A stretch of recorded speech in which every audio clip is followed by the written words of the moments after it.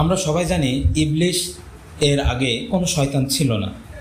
তাহলে ইবলিশ কার প্ররোচনায় হযরত আদম আলাইহিস সালামকে সেজদা করলেন না?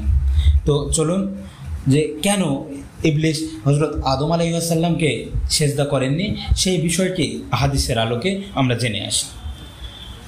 অনেকে প্রশ্ন করে হযরত আদম আলাইহিস সালামকে ইবলিশ কেন সেজদা করলেন না। সত্যি কথা বলতে গেলে এটি হচ্ছে সংশয়বাদীদের জন্য একটি ধোঁকা। যে কেউ নফসের কুমন্ত্রণায় যে পড়তে পারে তারা এই সহজ বিষয়টি জানে না। পবিত্র কোরআনে ইরশাদ হয়েছে, বলুন আমি আশ্রয় চাই মানুষের পালনকর্তার কাছে, মানুষের অধিপতির কাছে, মানুষের মাবুদের কাছে, কুমন্ত্রণা দানকারী অনিষ্ট থেকে, যে গা ঢাকা দেয়, যে মানুষের অন্তরে কুমন্ত্রণা দেয়, জিনদের মধ্য থেকে এবং মানুষের মধ্য থেকে। সূরা নাস। অন্য আয়াতে আছে, আমি মানুষ সৃষ্টি করেছি এবং তার মন নিভৃতে যে কুচিন্তা করে সে সম্বন্ধেও আমি অবগত আছি। আমি তার ধবনী থেকেও অতি নিকটবর্তী আছি। আরও ইরশাদ হয়েছে, নিশ্চয় নফস মন্দ কাজের নির্দেশ দিয়ে থাকে। সুতরাং শয়তান যেভাবে কুমন্ত্রণা দিতে পারে তেমনইভাবে নফসও কুমন্ত্রণা দিয়ে থাকে। এ কারণেই রাসূল সাল্লাল্লাহু আলাইহি ওয়াসাল্লাম নফসের অনিষ্ট থেকে আশ্রয় প্রার্থনার শিক্ষা দিয়েছেন। হাদিসে আছে, রাসূল সাল্লাল্লাহু আলাইহি ওয়াসাল্লাম বললেন, হে আল্লাহ, আমি আপনার আশ্রয় চাই আমার নফসের অনিষ্ট থেকে, শয়তানের অনিষ্ট থেকে এবং তার শিরক থেকেও।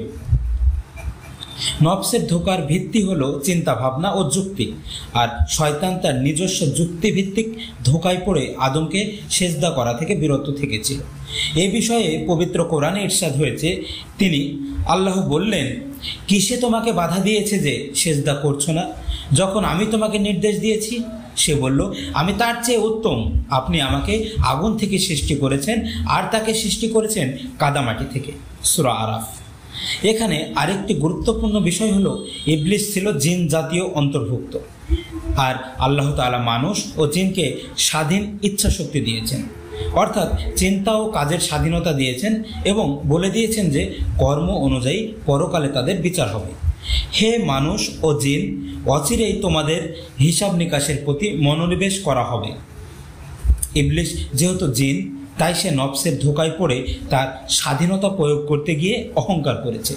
অর্থাৎ তার মনে হয়েছে মাটির তৈরি মানুষকে সেজদা করা শোভনীয় হবে না, কিন্তু সে তার এই অহংকারী মনোভাব এমনভাবে প্রকাশ করেছে যে স্বয়ং স্রষ্টার আদেশ অমান্য করে বসল।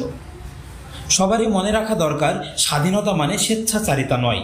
আল্লাহ তাআলা বলেন, আমি তাকে করেছি শ্রবণ ও দৃষ্টিশক্তি সম্পন্ন, আমি তাকে পথ নির্দেশ দিয়েছি, হয়তো সে কৃতজ্ঞ হবে, নয়তো সে অকৃতজ্ঞ হবে। নিশ্চয়ই যারা ঈমান আনবে এবং সৎকর্ম করবে তারাই সৃষ্টির শ্রেষ্ঠ। তাদের প্রতিপালকের নিকট তাদের জন্য পুরস্কার হিসেবে রয়েছে স্থায়ী জান্নাত। যারা অমান্য করবে তাদের জন্য রয়েছে জাহান্নাম। জান্নাতের নিম্ন দেশ দিয়ে নদী প্রবাহিত হয়েছে, সেথায় তারা চিরস্থায়ী হবে। আল্লাহ তাদের প্রতি প্রসন্ন এবং তারাও তার প্রতি সন্তুষ্ট। এটি তার জন্য যে তার প্রতিপালককে সমীহ করে। সুবহানাল্লাহ। আল্লাহ তাআলা সম্পর্কে ইবলিসের পূর্ণ ধারণা ছিল মহাশক্তিধর ও সম্মানের অধিকারী। আল্লাহর অস্তিত্ব যে কত ব্যাপক, তিনি কত ক্ষমতাবান এবং তার তুলনায় ইবলিস কত দুর্বল এক মামুলি সৃষ্টি, এসব তার খুব ভালোভাবে জানা ছিল।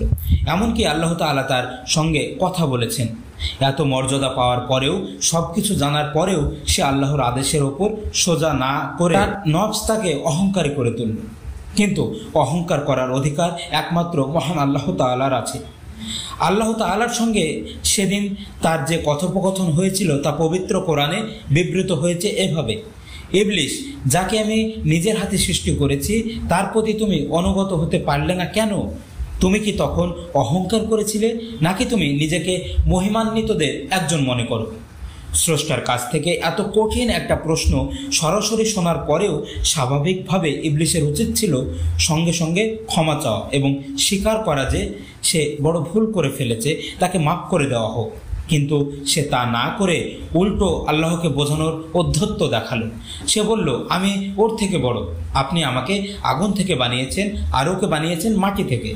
ইবলিস শুধু আল্লাহর সঙ্গে যুক্তিতর্কই করে শেষ করেননি, তার মধ্যে কখনোই কোনো ধরনের অনুশোচনাও ছিল না।